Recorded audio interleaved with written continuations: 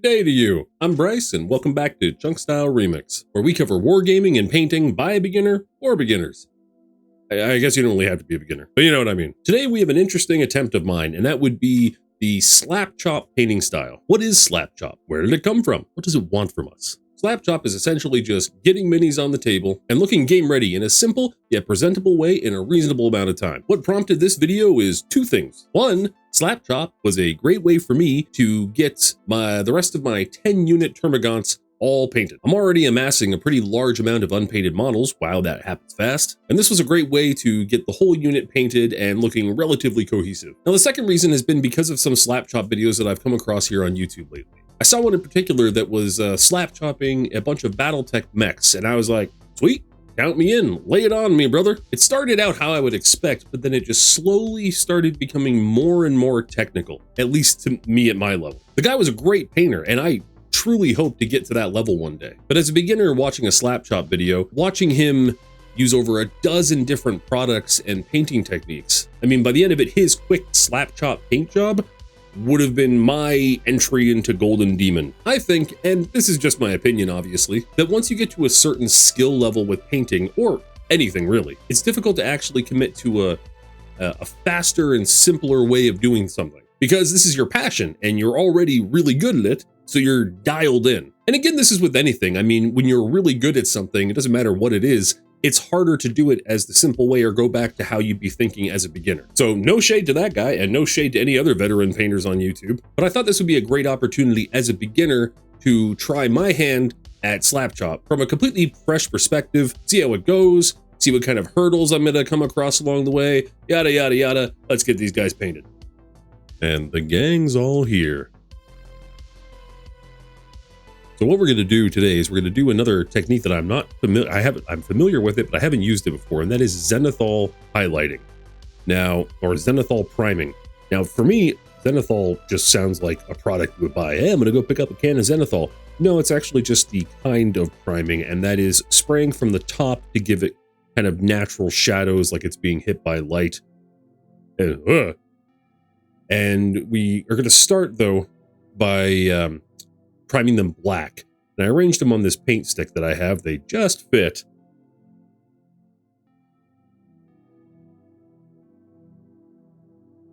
And then after that dried, I just took the matte white Army Painter primer and then just sprayed it on the top. And as you can see here, it creates all of these awesome shadows and everything. And it's just a really nice way for me to start. I haven't done this before, but it already looks really cool. And I was told by another person that I should also go over it with just some light dry brushing, which is what I'm going to do with this makeup brush that my wife gave me. And I'm just going to lightly dry brush it downwards, the same way that I primed it with did the zenithal priming.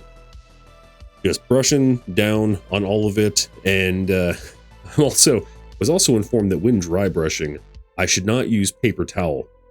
Because the fibers will come off of it, and I didn't believe him. And here I am picking off some of the fibers that came off of the paper towel. I do end up going and buying some tiles. I was able to get some bathroom tiles, just like 3 on their own loose tiles from a tile place for like $2. The guy's like, yeah, you could pick out any you want. We charge by the square foot, so I'm not even sure how to charge you. And I was able to get a few and use those as pallets, so I'm not using the plastic anymore as my makeshift one. And yeah, they're working out really well. I just need to get one that has some more texture to it for dry brushing. We're just going to start with the black, and I'm just using the starter brush here again. I'm just kind of using whatever and seeing how it goes.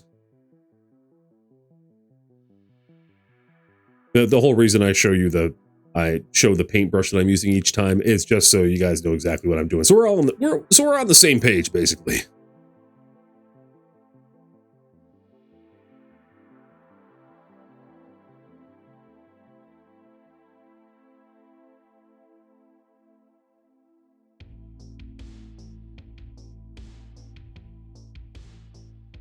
Before I forget, when we finish this, you'll see that I didn't do any of the bases.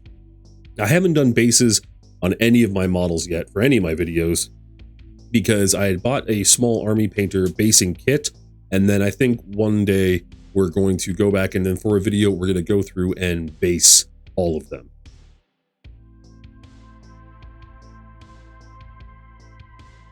Then just using the Nagaroth Knight for this. I thought I showed it, but I guess I didn't.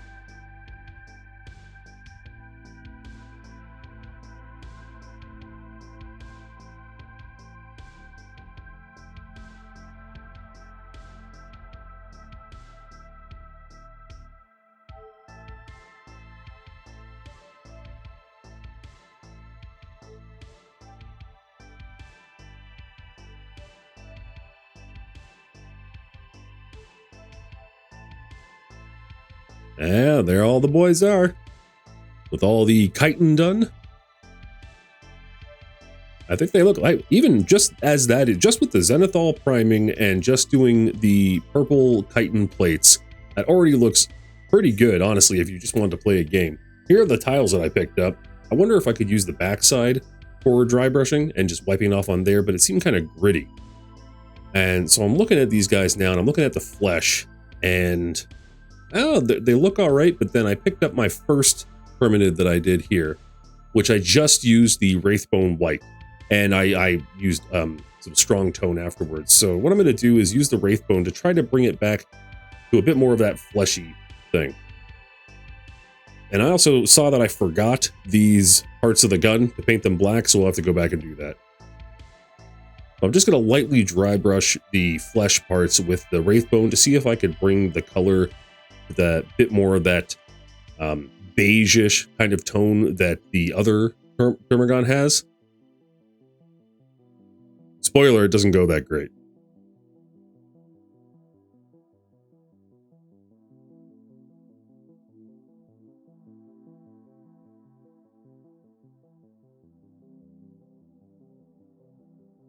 So here's one after being dry brushed, and then here's one without dry brush, and you can see it's a little bit, it's giving a little bit of color to it, but not overtly. It did enough that I wanted to see it through to the end and do the rest of them.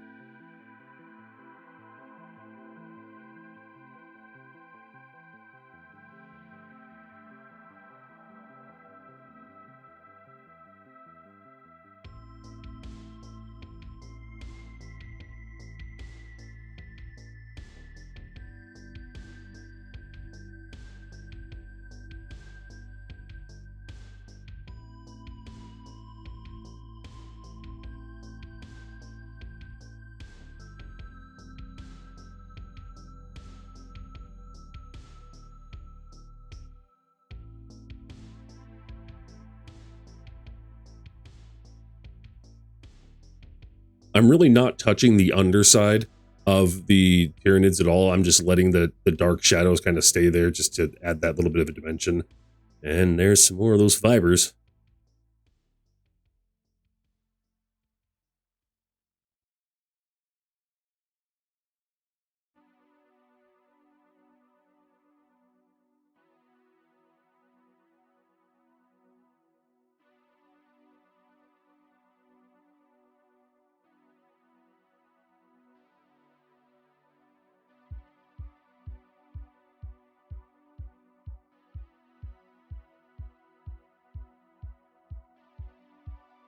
Oh, okay. They were really right about the paper towel.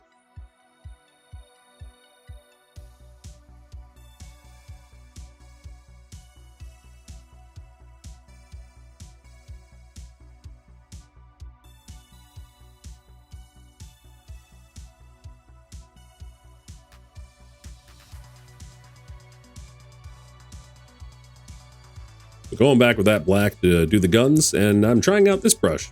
Small detail. Haven't used it before. Why not?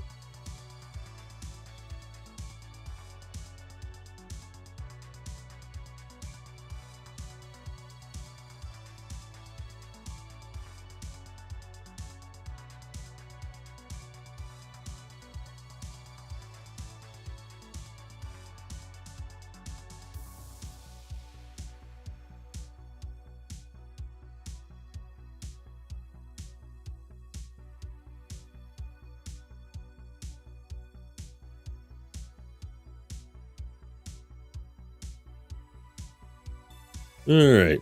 Not too shabby, so we're going to do something for the first time here, and that is go in for the eyes. We're going to use this pure red, and yeah, I haven't done just the eyes before. It's a good thing that they don't have any pupils, because then we just have to put the red, which shouldn't be too big of a deal. And yeah, it's a, oh God.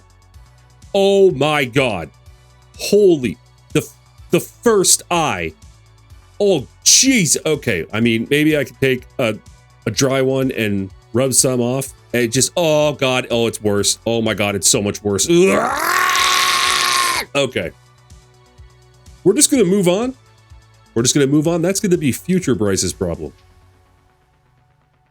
Yeah, whatever. We're just gonna keep on moving. We have 8 more Turbogons to do.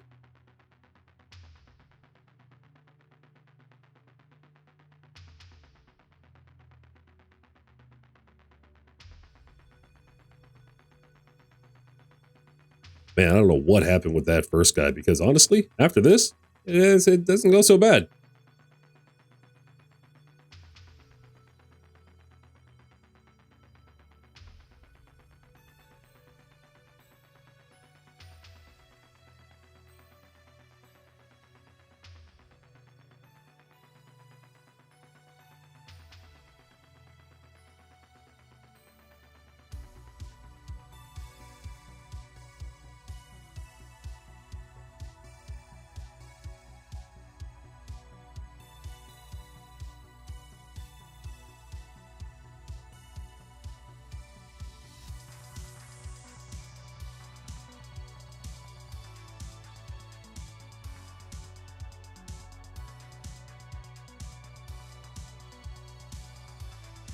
And while we're here, we're just going to throw some red eyes on the first Termagon I ever painted the other month. So he kind of matches his comrades.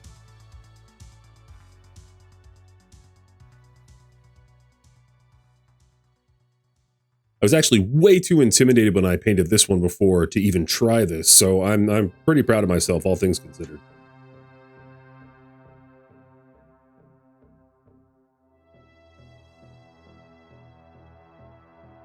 All right. All right, so I got some Null Oil, and I'm going to see if I can darken up the flesh a little bit. I didn't really think this through, and honestly, they kind of turn out at the end. The skin feels to me a bit more metallic than it should, just the white, and with the Zenithal priming, and then the Wraithbone dry brushing, and then the Null Oil, it doesn't turn out the way I wish it did, but that's okay. I mean, they still all look cohesive.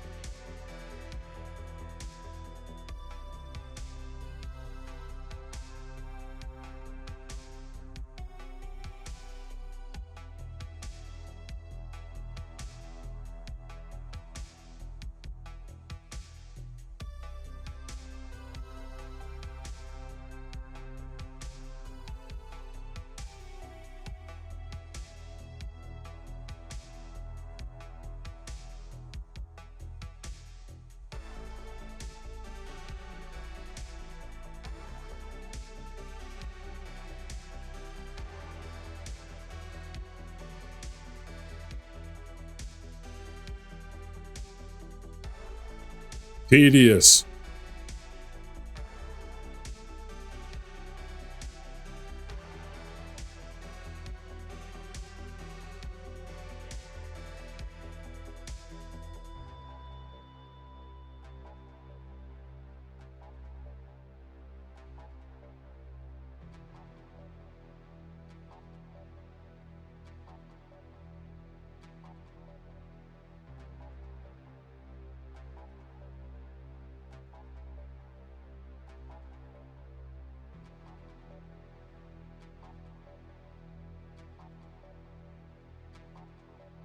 All right, here is the next day, and yeah, see, when you see it compared to the other, it's that the Wraithbone just really didn't show up enough on the new batch of slap chop guys. But you know what? That's okay, because look, when they're all together, they still got that swarm look going on. So I'm happy enough with this.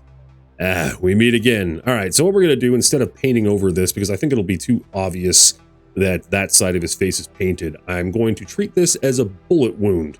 They were swarming forward. He got caught in the face with a lasgun bolt or something, and so I was using a little bit of black and then some of this bloody red Vallejo color. And I'm just going to make it, I'm trying to add a little bit to it. Just look like he accidentally took a round to the face. And yeah, that's how we're going to fix this mistake.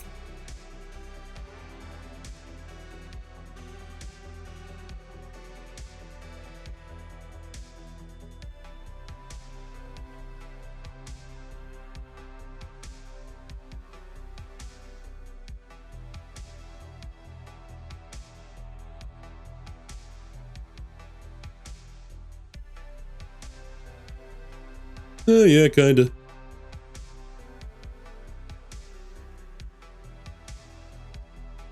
Alright, so here all the bad boys are. That was 9 Termagants slap chopped. My first time attempting slap chop, and honestly, it didn't go so bad. It was the only thing is that flesh is that, and I know exactly what I would do next time to fix it, but this took me probably about 4.5 hours over the span of 3 days, just coming back and forth to it. So 4.5 hours total for 9 models to have them ready, essentially just to be on the table and look decent. I'd say that's a big W. Honestly, didn't turn out too bad. I think putting myself in that headspace going into it of not overcomplicating it, not overthinking it too much, kind of helped me relax, which in turn helped it go as smoothly as it did. And I think this is a great way to do these kinds of swarm armies like Tyranids, because there's just so many models. And I could see painting fatigue becoming a real big issue if I was trying to meticulously go at every single one. The only big change I would make is just darkening up the flesh a bit. And if any of you fine people watching think you have a tip that would help me out, then I would love it if you left it as a comment. I take critique and tips seriously, and you guys have already helped me out a lot already. I'm taking a lot of it to heart. I know I could just go and watch some tutorials, but this is more fun. Anyway, thank you guys again so much for watching and for the support. Everyone has been so cool, genuinely so cool. Next video, I'm going to be delving into some fantasy by painting a wizard to lead my warband in Frostgrave. We are really going to give it our all. So I look forward on getting started on that and then getting it out to you guys. Take care of yourselves, keep on painting, and I'll see you next time. Farewell!